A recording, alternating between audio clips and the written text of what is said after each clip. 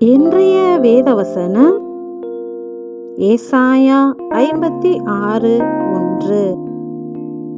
கர்த்தர் சொல்லுகிறார், நீங்கள் நியாயத்தை கைக்கொண்டு நீதியை செய்யுங்கள்.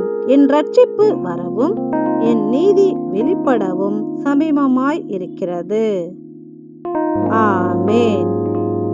நாம் அவருக்குள் தேவனுடைய நீதியாகும்படிக்கு பாவமறியாத அவரை நமக்காக பாவமாக்கினார் என்ற வார்த்தையின்படி நம் கிறிஸ்து நமக்காக நம்முடைய பாவத்திற்காக சிலுவையில் பலியானது தேவனுடைய நீதியாக இருக்கிறது.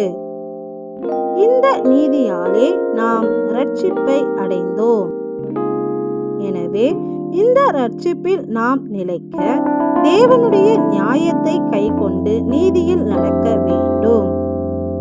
அல்லாமலும் மனுஷனுடைய கோபம் தேவனுடைய நீதியை நடப்பிக்க மாட்டாதே என்கிறபடி நம்முடைய கோபம் தேவனின் நீதியை நம் வாழ்வில் நடக்க விடாது. எனவே அவருடைய சிலுவை மரணத்தால் நமக்கு அருளப்பட்ட இரட்சிப்பை நாம் பெற்றுக்கொள்ளும்படி நம்முடைய கோபத்தை விட்டு சமாதானத்தோடு வாழ்வோம். தம் குமாரனுடைய சிலுவை மரணத்தினால் தன்னுடைய நீதியை விளங்க செய்து எங்கள் அனைவருக்கும் இரட்சிப்பை அருளிய எங்கள் நல்ல பிதாவாகிய தேவனே, உமக்கு நன்றி செலுத்துகிறோம். நன்றி.